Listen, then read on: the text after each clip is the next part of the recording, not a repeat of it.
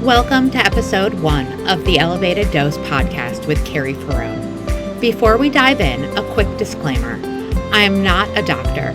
This podcast is for educational and entertainment purposes only, not medical advice. Always consult with your provider before starting or changing any medication, diet, or exercise. What I share here is my lived experience.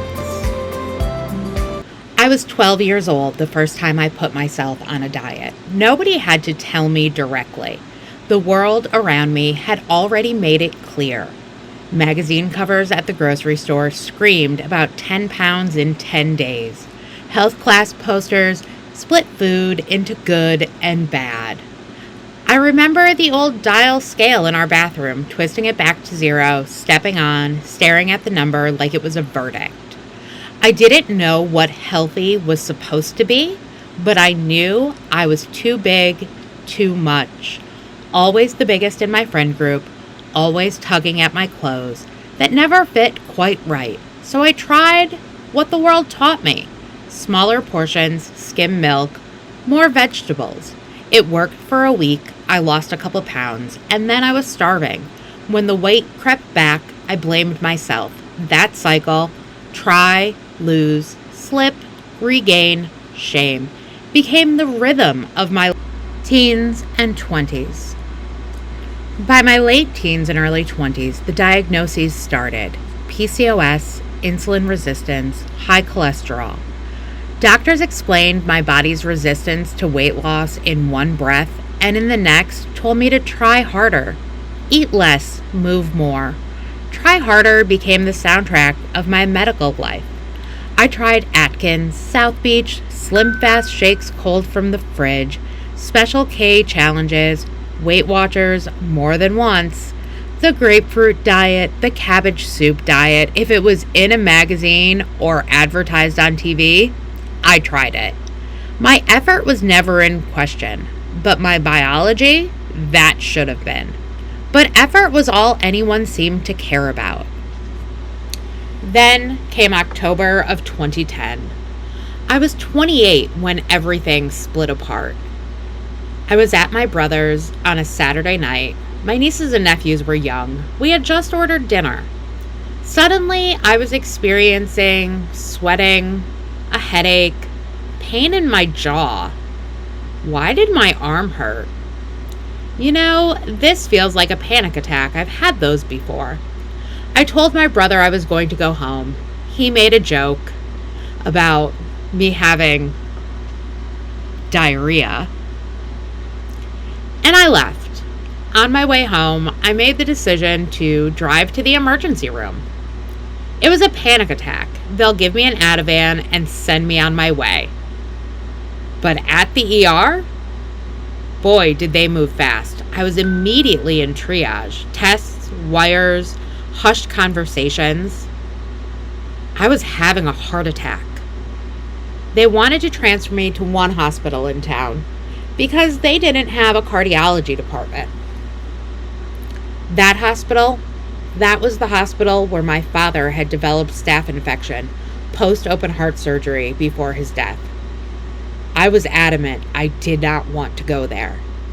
My mom confirmed with the nurse, "Please don't send her there. Send her to the other hospital." Okay, they said.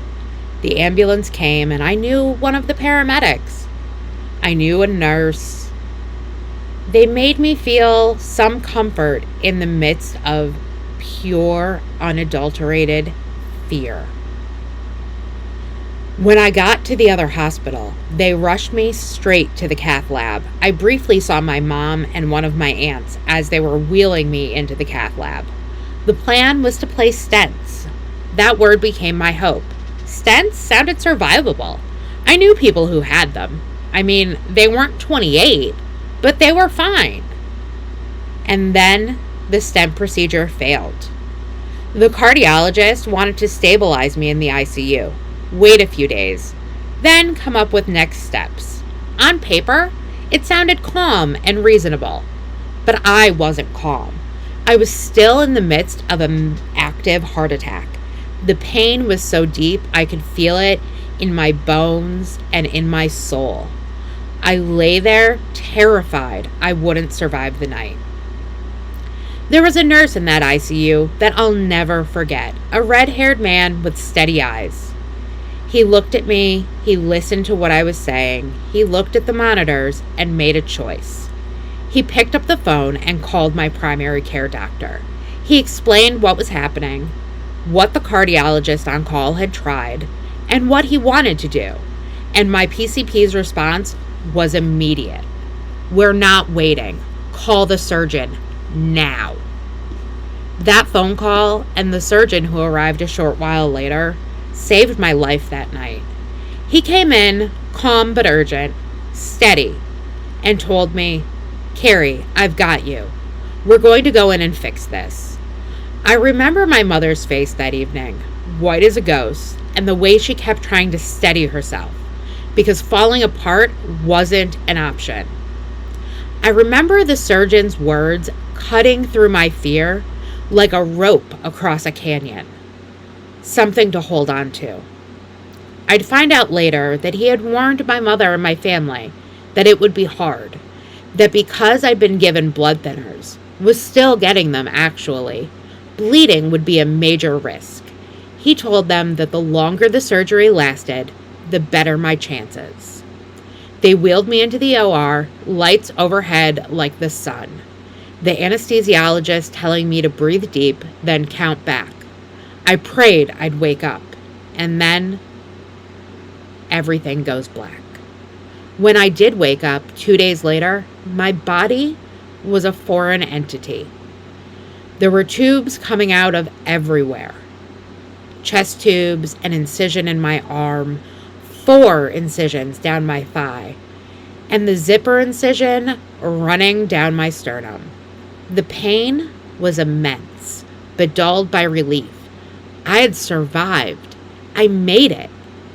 I was filled with gratitude and tangled with anger, because even after a triple bypass at 28, the message from some providers was still blame. If you'd lost weight, if you'd ate better, if you'd moved more, this wouldn't have happened. As if the surgery was a punishment I had earned. What they didn't realize is that I had been eating less and moving more for as long as I could remember. 3 weeks earlier, I had walked a 5K. There was nothing telling me that things were at this point. My scar became both a reminder I was alive and a mark of shame the world wanted me to carry. I spent several years doing everything I could to hide that scar, so that I could avoid the conversations, the questions, the inevitable, "Did you have heart surgery?" I wasn't ready to talk about it then. I'm still not ready to talk about it most days. 7 years later, in 2017, came the next verdict. Type 2 diabetes. I wasn't surprised. My labs had been heading that way. But seeing the words spelled out on my chart felt final. And again, I didn't get much more than the same script I'd been getting for years. Take this pill, move more, eat less, steer clear of sugar and carbs, as if I hadn't spent decades doing exactly that. I walked out of that appointment with a prescription, a diagnosis, and the same hollow feeling. My body was broken, and it was somehow still all my fault. In May of 2019, I was planning a trip to Universal Studios in Orlando with my mom, my brother, my sister-in-law, my nieces, and nephews. 4 days that felt like a promise. Sun, roller coasters, sticky theme park sugar, and a chance to be with my people uninterrupted. The trip was amazing, and it was also hard. I was at my heaviest going into that summer, and Orlando in July hits like a furnace. It was 90 plus degrees every day. Sweat glued my shirt to my back, my thighs to my shorts, and my feet in my shoes. But I wedged myself into every ride I wanted to enjoy. I squeezed into seats, and I relished those 4 days because they were mine. loud, messy, and full of family. Shortly after we had started planning the trip, my baby cousin got engaged. And then in August, she asked me to be a bridesmaid. I'm almost 10 years older than her. And all I could think was that I could not be the oldest and the fattest in the bridal party. I just couldn't. That thought landed in my brain like a deadline. I told my aunt, the mother of the bride, that I wanted to try Weight Watchers again. Weight Watchers for her was old hat, so she signed up with me, and that little shared promise became an obsession. We'd meet on Thursdays at the meetings. I relearned the language of points the way other people learn a second dialect. I measured and weighed everything, from my food to my body to the time spent exercising. Each forkful got cataloged like evidence. I saved my extra points for our Thursday dinner out after the meeting, which felt like a tiny holiday each week. Accountability, a night out with family, a jackpot of permission to eat something I actually wanted. I planned my life around it. Mornings, I'd stop and pick up breakfast, and then I'd go for a walk at lunch. Sometimes I'd convince coworkers to come with me. In the evenings, I'd go to the gym like it was a second job, an hour and a half to 2 hours, most nights. On Fridays and Saturdays, it might be longer. At some point, my brother and my nephew started coming with me. They'd go 3 to 4 times a week. I went more. Basically every day. Rain, shine, holiday, illness, even with a tennis elbow that later needed a TENS procedure. As a matter of fact, I had the TENS procedure and then went to the gym to walk on the treadmill because I couldn't lift weights that day. Nothing could keep me away. There was a compulsion to it that felt righteous at first because something finally worked. And it did. My body responded. By March, I was down 70 pounds. 70 pounds that people saw every morning before I did. The compliments poured in and the validation buzzed exactly like I thought it would. You look amazing.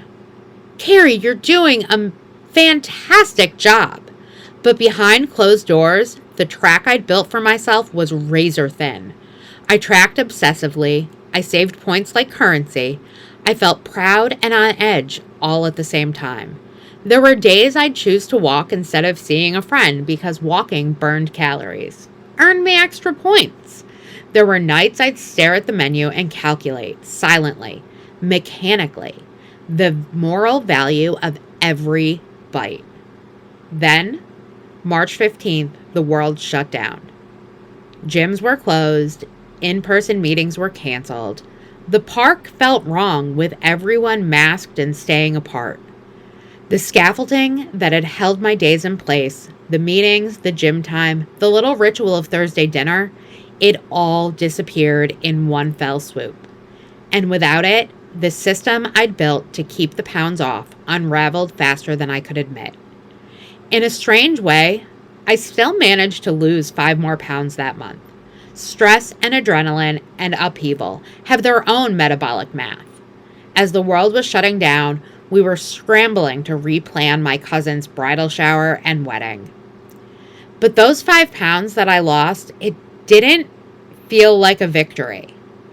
The applause evaporated. There were no more weekly pats on the back, no human eyes to witness the work I'd put in. My mother and I had a conversation. She could see I was tightening around food in a way that wasn't healthy.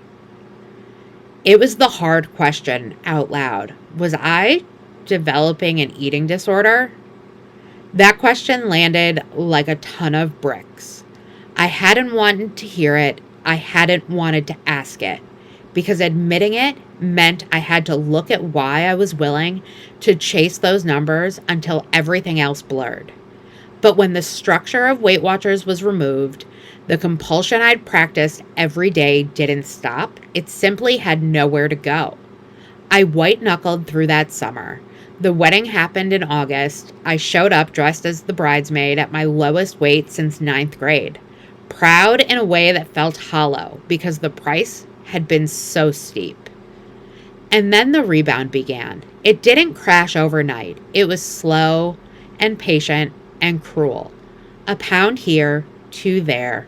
The sneaky accumulation of comfort and pandemic stress, and the absence of those external accountability anchors. Over the next 18 months, the weight crept back on. By late 2021, I was almost 10 pounds shy of my heaviest weight again. The shame returned like a familiar engine. Louder this time because I had tasted the other side, the success side, and fell back into reality. By 2021, I was exhausted. My body carried the scars of surgery, of PCOS and diabetes, the whiplash of 75 pounds lost and regained. I had tried harder and again, and it still wasn't enough. I remember sitting on the edge of my bed thinking, I don't have one more restart in me. That's where I was, done and still searching. That's when I started hearing about Ozempic. It wasn't a crash diet or a starvation trick. It targeted the very things that had haunted me: hunger, insulin, blood sugar. For the first time, I felt a spark of possibility. Maybe the problem wasn't that I wasn't trying hard enough. Maybe the problem was that I had been denied the right tools.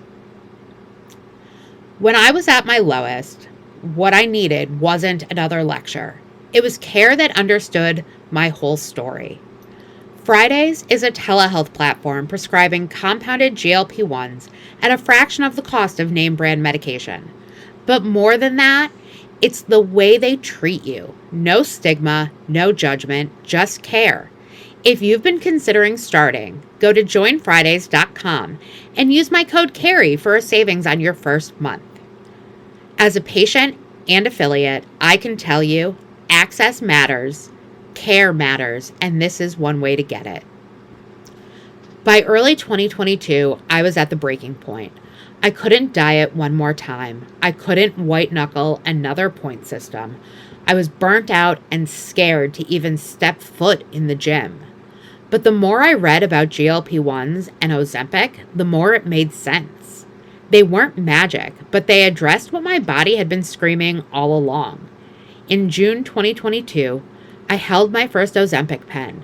I thought about the 12-year-old me, the 28-year-old me on the gurney, the 35-year-old me learning that I had diabetes, the bridesmaid me starving in 2019.